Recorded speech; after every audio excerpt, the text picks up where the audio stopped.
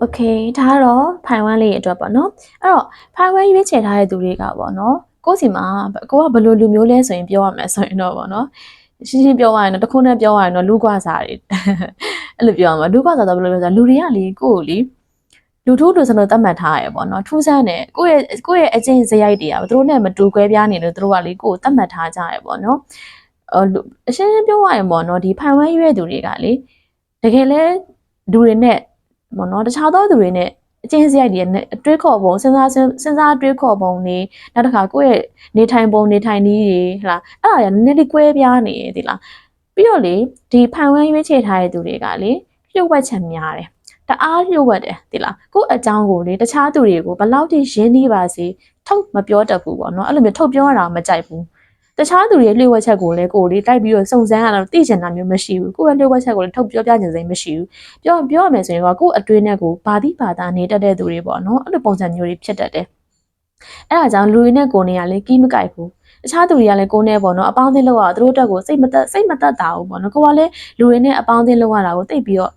စိတ်သက်သာရမရဘူးပေါ့နော်အဲ့လိုမျိုးတယောက်တည်းပို့ကိုယ့်အတွင်းနဲ့ကိုနေရတာကိုပို့ပြီးတော့သဘောကျတဲ့သူတွေဖြစ်တယ်နော်အဲ့လိုဖြစ်တယ်လူတွေနဲ့ကိုယ်နဲ့မှာစန့်ကျင်ဘက်တွေဖြစ်နေတယ်လူတွေကပေါ့နော်ကိုယ့်ရဲ့ပတ်ဝန်းကျင်ကလူတွေကမိတ်ဆွေအပေါင်းအသင်းမဖြစ်မိသားစုပဲဖြစ်ဖြစ်ကိုယ့်ကိုလေတိတ်ပြီးတော့သူတို့ကနားမလည်ကြဘူးပေါ့နော်သူတို့နဲ့ကိုယ်နဲ့ကြားထဲမှာရှိတဲ့အတွေးအခေါ်အယူအဆတွေစိတ်နေသဘောထားတွေကလုံးဝကိုမတူကွဲပြားနေကြတဲ့သူတွေဖြစ်တယ်နော်ဖိုင်ဝဲရွေးချယ်ထားတဲ့သူတွေကဘယ်လိုလူလဲဆိုရင်အများမိုးခါရီတောက်ရင်တော့မှကိုလိုက်မတောက်ဘူးကိုအတွေးနဲ့ကိုအမှန်တရားနဲ့ကိုရှင်သန်မယ်ဆိုတဲ့သူမျိုးတွေဖြစ်တယ်တခုကဘာရှိလဲဆိုရင်ဒီဖိုင်ဝဲရွေးချယ်ထားတဲ့သူတွေကပေါ့နော်အလုပ်တစ်ခုလုပ်မယ်ဆိုရင်ပေါ့နော်ဝုန်းတိုင်းအုံဝမ်းနဲ့မလုပ်တတ်ဘူးအချိန်ယူတယ်တခါတလေကြာရင်အစွန်းရောက်သွားတဲ့အခါမှာလေအချိန်ယူတာထက်ကိုပို့ပြီးတော့အချိန်ဆွဲတယ်ဆိုတဲ့အချိန်အထိရောက်သွားတဲ့အနေအထားမျိုးရှိတတ်တယ်ပေါ့ဒါတော့သတိထားပြရမယ်နော်အဲ့တော့အလုပ်တစ်ခုခုလုပ်မယ်ဆိုတာတေချာစဉ်းစားဆုံးဖြတ်ပြီးမှအချိန်ယူပြီးလုပ်တယ်ဆိုတာကကောင်းပေမဲ့တခါတလေကြာရင်မလိုအပ်ပဲနဲ့အချိန်ယူတဲ့အခါမှာကိုရတဲ့ရတိုက်တဲ့အခွင့်အရေးတွေဆုံးရှုံးသွားတတ်တယ်နော်အချိန်ယူလွန်းတာပေါ့နော်အချိန်ယူလွန်းတဲ့အခါမှာအချိန်ဆွဲသလိုဖြစ်သွားပြီးတော့ကိုရမယ့်အခွင့်အရေးတွေဆုံးရှုံးသွားတာမျိုးဒါမျိုးကိုသတိထားပြရပါမယ်နော်အဲ့တော့ဒီဖိုင်ဝဲရွေးချယ်ထားတဲ့သူတွေကကိုယ့်ဘက်ကပိုင်ပြီးဆိုမှလှုပ်တာအဲ့လိုပုံစံမျိုးတွေပေါ့ဟလားအဲ့လိုမျိုးတရားရောက်နေပြဿနာတက်ပြီးဆိုရင်လည်းဝင်နော်တခါကိုယ့်ဘက်ကနေပြီးတော့ကိုယ့်ဘက်ကနိုင်မယ်ဆိုတာတေချာမှပြောတယ်နိုင်မယ်ဆိုတဲ့တေချာမှလှုပ်တယ်အလုပ်တစ်ခုလုပ်မယ်ဆိုရင်မျက်မယ်ဆိုတာတေချာတော့မှအဲ့အလုပ်ကိုလုပ်တယ်စံတဝဝလုပ်တတ်တဲ့သူတွေမျိုးတွေမဟုတ်ဘူးအဲ့ဒါကြောင့်ဘဝမှာတော့အမှားအယွင်းတော့နေတယ်ပေါ့နော်အဲ့လိုလူမျိုးတွေဖြစ်ပါတယ်အဲ့တော့နောက်တစ်ခါပေါ့နော်ဖိုင်ဝဲရွေးချယ်ထားတဲ့သူတွေကလေရှေးရိုးဆွဲအတွေးအခေါ်တွေဒီလားရှေးရိုးဆွဲအတွေးအခေါ်တွေကိုလုံးဝသဘောမကျဘူးစန့်ကျင်တယ်ကိုတွေးတဲ့အတွေးအခေါ်တွေကတခြားတွေနဲ့လူမလုံးဝမတူဘဲနဲ့ကွဲပြားနေတယ်နော်ကိုယ်လှုပ်လိုက်တဲ့အလုပ်တွေကလည်းပေါ့နော်တခြားသူတွေနဲ့မတူဘူးစွန့်အိုးတီထွင်တဲ့စိတ်မျိုးပေါ့နော်အဲ့လိုမျိုးအရာမျိုးကိုပို့ပြီးနှစ်သက်သဘောကျတယ်နော်တခြားသူတွေအော်တော့ဟင်ကနေဟာကနေဖြစ်သွားအောင်လုပ်ပြနိုင်စွမ်းရှိတယ်နော်ဒီလိုလူမျိုးတွေဖြစ်တတ်တယ်ပေါ့နော်နောက်တစ်ခါဖိုင်ဝိုင်းရွေးချယ်ထားတဲ့သူတွေကလေအတင်းပြောတာကိုမကြိုက်ဘူးကိုရှင်မှာအတင်းလာပြောနေလေအရန်အသေးရတာဒီလားအဲ့တော့ကိုကလည်းအတင်းပြောတာကိုလုံးဝမကြိုက်ဘူးနော်အဲ့လိုအတင်းစကားတွေမုန်းတယ်တပုတ်လေးစကားတွေပြောတာကိုအရန်မုန်းတယ်နောက်တစ်ခါကျတော့ဘာလဲဆိုရင်ပေါ့နော်အချစ်ရေးမှာဆိုရင်ကိုယ့်ရဲ့ချစ်သူကိုလေတကယ်ကိုအရှင်သခင်လိုသဘောထားပြီးတော့လေကိုယ်ကွယ်ပြီးချစ်တတ်ကြတဲ့သူမျိုးတွေဖြစ်တယ်ပေါ့နော်အဲ့တော့ကိုချစ်သူရိုးတင်တာကွာတိလားကိုကတကယ်တော့ဆရာကြီးနော်ဒါပေမဲ့လေကို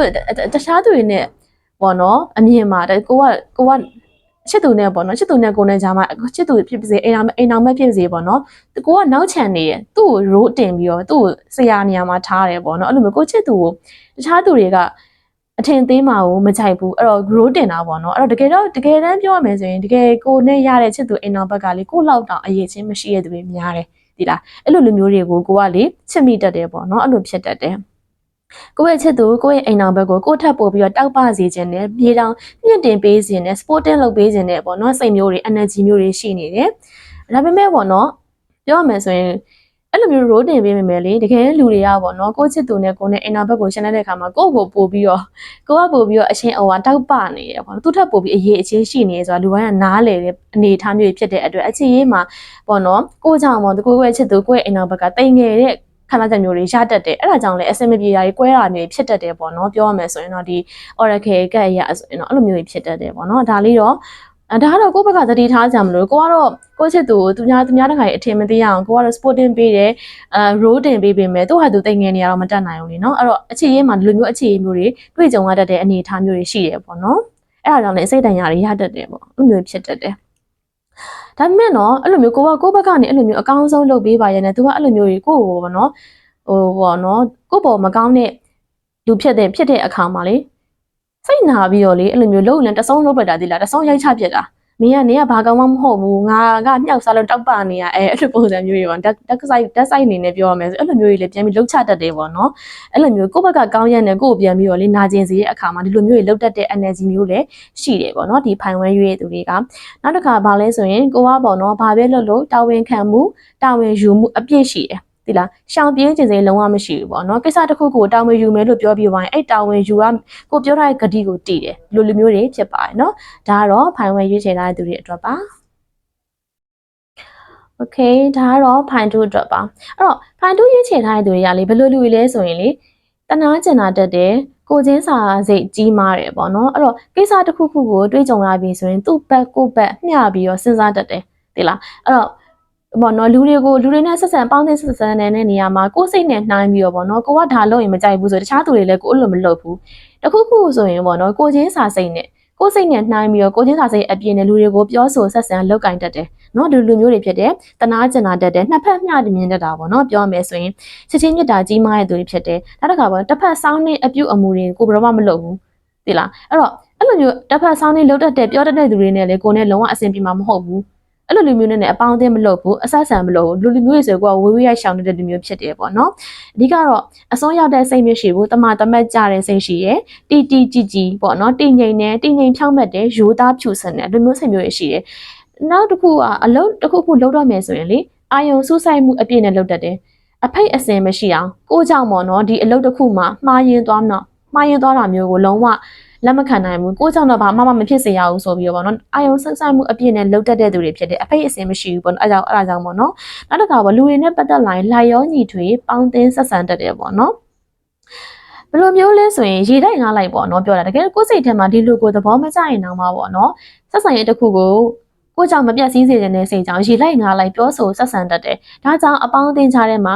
လူဝင်ဆန့်တယ်ပေါ့နော်အပေါင်းအသင်းများတယ်လူချင်းလူကန်ပေါ်တဲ့သူတွေဖြစ်တယ်ပေါ့နော်ဆိုရှယ်ကောင်းတာပေါ့အဓိကပြောရမယ်ဆိုရင်နောက်တစ်ခါပါလဲဆိုရင်စိတ်ဆင်းရဲစရာကိစ္စတစ်ခုရှိလာရင်လေအဲ့စိတ်ဆင်းရဲစရာကိစ္စတွေလုံးဝခေါင်းနဲ့မထည့်ဘူးဒီလားအဲ့လိုလူမျိုးတွေဖြစ်တယ်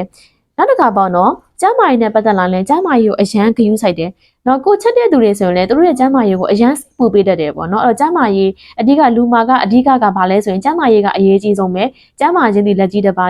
လူကကျမ်းမာမှကျန်တဲ့အရာတွေအားလုံးကဘဝမှာပြည့်စုံမှလို့သတ်မှတ်ထားခံယူထားတဲ့သူတွေဖြစ်တယ်နော်တချို့သူတွေကလည်းကျမ်းမာရေးကြီးမဆိုင်ကြဘူးနော်အစားအသောက်အနေထိုင်ဆိုရင်လေအဲ့လိုမျိုးဟိုပေါ့နော်လှုပ်ချင်ရလှုပ်ဖြစ်ချင်ရဖြစ်စားချင်တာစားတတ်ကြရောဒါပေမဲ့ဒီဖိုင်တူးသမားကြီးအဲ့လိုမဟုတ်ဘူးအစားအသောက်စားတဲ့အခါမှာတောင်မှပေါ့နော်ကျမ်းမာရေးအတွက်အစိတ်တောက်ဖြစ်စေရကျမ်းမာရေးအတွက်ဥပရောက်စေရအစားအစာဆိုရင်လေဘလောက်ပဲစားကောင်းတဲ့အရာဖြစ်စေမစားဘူးအဲ့တော့ကိုယ့်ပတ်ဝန်းကျင်ရသူတွေကိုချစ်ရတဲ့သူတွေဆိုလည်းအဲ့လိုမျိုးအစားအစာရေးမြင်အစားစားတာမြင်အရန်တားတာပေါ့တားစီတာမြင်ပိတ်ပင်တာမျိုးလှုပ်တတ်တယ်ပေါ့နော်အဲ့လိုမျိုးတွေတော့ရှိတတ်တယ်ဘာလို့ကျမ်းမာရေးကိုလုံးဝခရီးဆိုင်တဲ့သူမျိုးတွေဖြစ်တယ်ပေါ့နော်နောက်တစ်ခုပေါ့နော်ကိုလုံးမယ်လို့စိတ်ကူးထားတဲ့အရာဆိုရင်လေဖြစ်အောင်လုံနိုင်စွမ်းရှိတယ်ဖြစ်မြောက်အောင်လုံနိုင်စွမ်းရှိရပေါ့နော်အဲ့တော့ကိုလက်နဲ့ထိလိုက်တဲ့အရာမှန်သမျှကဖြစ်မြောက်သွားတယ်ဆိုတဲ့အနေအထားမျိုးတွေဖြစ်တယ်ပေါ့နော်ဒါတော့ကိုကလေဘာကြောင့်လဲဆိုရင်အာယုံစုဆိုင်မှုအရန်ကောင်းတာအာယုံစုဆိုင်ပြီးတော့လှုပ်တတ်တဲ့အကျင့်ဟာကိုယ့်ရဲ့ဘဝမှာရှိတဲ့အရာတွေကိုပြင်းမြောက်အောင်မြင်စေတယ်နော်ဒီလိုမျိုးတွေဖြစ်ပါတယ်တခုကဘာလဲဆိုရင်ပေါ့နော်ဒီစိတ်တရားနဲ့ပတ်သက်လာရင်လေပစ္စည်းဥစ္စာပေါ့နော်ဆုံးရှုံးရမှာကိုအရန်ကြောက်တယ်နော်အဲ့လိုမျိုးတွေဖြစ်တတ်တယ် material loss ပေါ့နော်ပစ္စည်းဥစ္စာတွေဆုံးရှုံးသွားမှာဥပမာပေါ့နော်ရန်သူမျိုး၅ပါးကြောင့်ပဲဖြစ်စေတခြားသောအရာကြောင့်ပဲဖြစ်စေပစ္စည်းဥစ္စာတွေပေါ့နော်ကိုစုဆောင်ထားတဲ့အရာတွေဆုံးရှုံးသွားမှာကိုအရန်ကြောက်ပြီးတော့အစိုးရိမ်လွန်တတ်တယ်ပေါ့အဲ့စိတ်ကလေးကပြုပြင်မှရမယ်နော်ဘာလို့လဲဆိုတော့တကယ်ဖြစ်မလာတဲ့အရာတွေကိုတွေးပူပြီးတော့ပေါ့နော်ဒီဟာကျမ်းမာရေးကြီးဆိုင်ပေမဲ့ဒီဟာကြောင့်ပဲကိုကျမ်းမာရေးထိခိုက်နေတယ်တလားအဲ့တော့ပေါ့နော်အရန်ကြီးကိုပေါ့နော်ဒီပစ္စည်းဥစ္စာနဲ့ပတ်သက်ပြီးအရန် serious မဖြစ်ဖို့လိုတယ်နော်ဒီဖိုင်တူရဲ့သမားတွေကအတွေးခေါ်ပညာရက်တွေကိုလက်ခံကျင့်သုံးတဲ့သူတွေဖြစ်တယ်အလက်လမ်းစဉ်ကိုလိုက်တဲ့သူတွေဖြစ်တယ်ပေါ့နော် အဲ့တော့ဒီတဖိုင်တို့ရွေးချယ်ထားတဲ့သူတွေကအရင်ကောင်းပါတယ်စိတ်တွေသဘောထားလည်းကောင်းတယ်ဒါပေမဲ့တစ်ခုပဲပေါ့နော်အစောနာပြောရတဲ့အချက်ပစ္စည်းဥစ္စာဆုံးရှုံးရမှာကိုကြောက်ပြီးတော့ကုတ်ကတ်ထားတာပေါ့နော်ပတ်စံမသုံးတာမျိုးပေါ့ကျမရေးတစ်ခုခုဖြစ်လာပြီဆိုရင်ကို့မှာသုံးစရာပတ်စံမရှိမှကြောက်တာမျိုးပေါ့အဲ့လိုမျိုးငွေချင်းနဲ့ပတ်သက်ပြီးတော့စိုးရိမ်လွန်တာမျိုးတွေကိုတော့နည်းနည်းလေးရှော့ဖို့လိုအပ်ပါတယ်နော်ဒါကဖိုင်2အတွက်ပါ